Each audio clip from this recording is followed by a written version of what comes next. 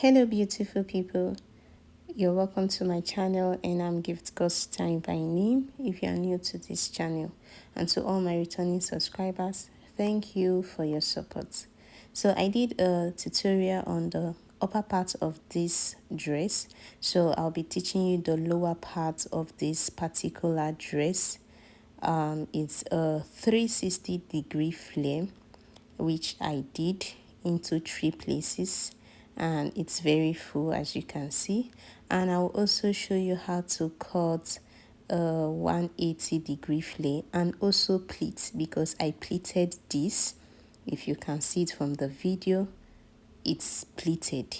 It's a 360-degree flare that is pleated with nothing beneath, no net, no hard net or whatsoever beneath. But this one, there is an underskirt meant for kids underneath it. That's why you can see it, it's so full. This is 180-degree flare, also pleated. Kindly stay tuned. In order to get a full circle, which is 360-degree, you are going to fold your pattern paper like this. First of all, you're going to fold it into 2. Next, you are going to fold it again, meaning you're going to fold your pattern paper into 4, not anyhow. This folded part you've folded from the first part, the initial part, this is where you're going to fold again, as you can see from the video. So now you have 4 sides that are folded. These parts are folded, as you can see. The other parts are open. So this is how you're going to fold your pattern or your fabric when cutting a 360-degree flare. So now you're going to be taking your measurement at that peak, that point. So there is a formula for taking a full circle, and the formula is to get your radius, you take your circumference, divide by 2 pi r. Now the pi is a constant, which is 3.142. So you take 3.142 times 2, that is 6.28. So you divide that figure with your waist measurement. Now I'll be using 10 for my waist measurement, but there's no waist as 10. So I'm just using it because it's a mini demo. So I'm taking my 10 as my waist measurement, divide by 6.28. So I got 1.5. So is that 1.5 I'm marking from that peak point all the way? So that is my radius. So now to determine the length, how long I want the flare to be, from that radius point, which I already marked, I'm going to be marking 4.5 inches. That is how long I want this flare to be for this pattern, not for the actual clothes, not for the actual dress itself. For the actual dress itself, I made all my markings on the fabric because I want it full length. So I'm just showing you a demonstration of how it should go on a pattern paper. So I'll mark 4.5 inches all through, using that radius as my starting point. So you're going to mark all through till you get to the edge. Then after that, you will cut it out. So this is how yours should look like when cutting also on your main fabric. So we're going to cut it off the radius, and then we're going to cut the down part. So this is your full circle. This is how it is. This is a full circle flare. You can make this into a skater skirt, a dress, or whatever you want it to be. So we've achieved a full circle flare dress. So but for this for the sake of this tutorial, I'm going to be slashing one part open, and that part will serve as my zipper. This is where I'm going to be adding my zip to it. So when you're cutting on your fabric as well and you want a zip part, so you're going to slash one side open. So this is a full circle flare. You can turn it into any format, a skirt, you can add a band, or a dress. You can attach a bodice at the top part. So I'll proceed in teaching you how to draft 180-degree flare. For this, we're going to fold our pattern paper only into 2. When we did the 360, we folded it into 4. But for this, we're going to fold it into 2, just as you can see from the video. So next, the formula for it, the other one 360 we did. To find your radius, we took the circumference, which is your waist, divide by 6.28. But this time around, because it's half of it, we're going to be taking our waist measurement, divide by 3.14, not 6.28. If you don't want to use 3.14, you can times your circumference. For example, your waist is 10. You times your waist 10 times 2, that is 20. Then divide by 6.28 if you must use 6.28. But if you don't want to use it, you either use your waist measurement, divide by 3.14. That is the pi itself.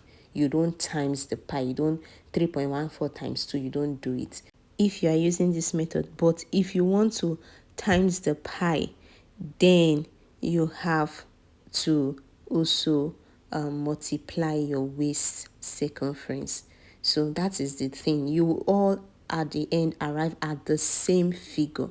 So that is what I did there. I got 3.18 and I marked it from the tip the same way I did for the 360-degree flay. So now I'm marking the length of how long I want it to be. I'm also going to still use that 4.5 inches I did for the full flay, because this is an illustration, because I want to show you the comparison between the two, that one is fuller and the other one is not, but it's still the same length, it's still the same waist.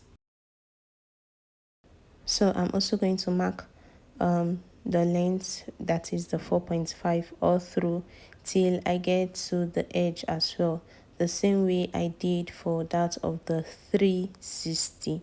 And after that, I'm going to cut it off.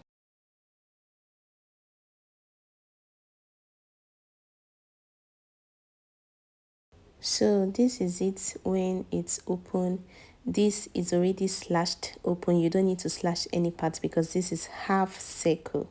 So as you can see, it's not that full compared to the full circle, but it's still the same waist.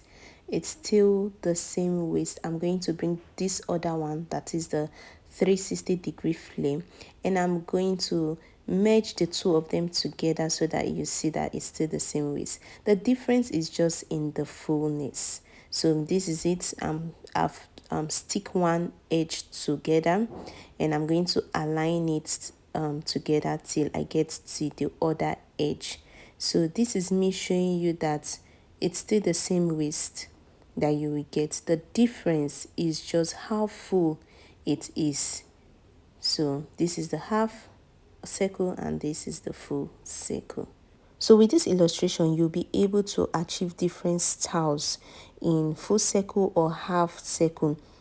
There are various styles to get these two methods with.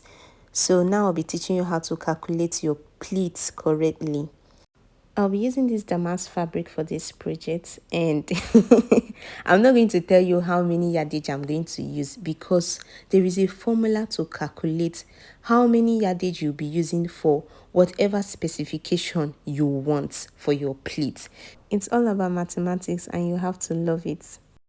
Now, to determine the pleats, first of all, you're going to put your waist measurement aside. I'm using a waist measurement of 23 inches for a child of 4 years old. Next, I'm going to determine how many pleats I want. So altogether, I want 6 pleats. I'm going to also determine the thickness of my pleats, how the width I want it to be, and I want it to be 4 inches. So now these inverted pleats are 2 pleats coming together. So what I'm going to do is 4 times 2, which is 8. So now 8 times 6 pleats, which is 48. 48 plus my 23 inches, then plus my zipper 2 inches. That will determine the yardage of fabric you will be needing.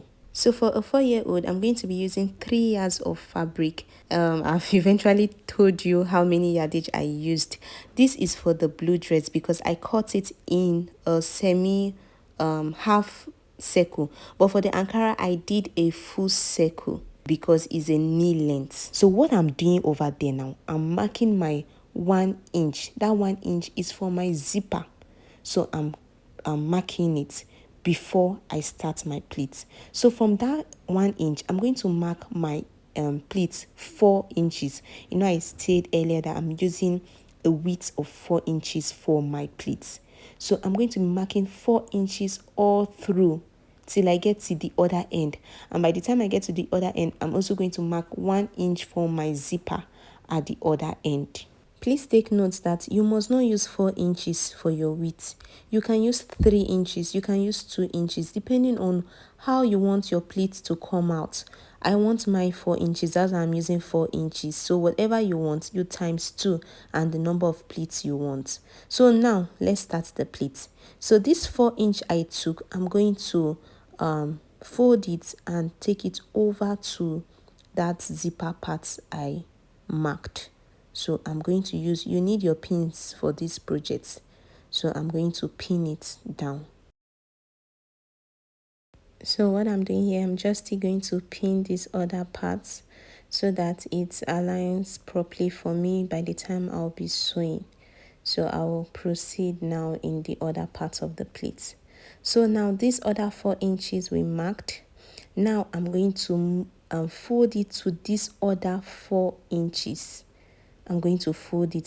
So this is how the pleat will be.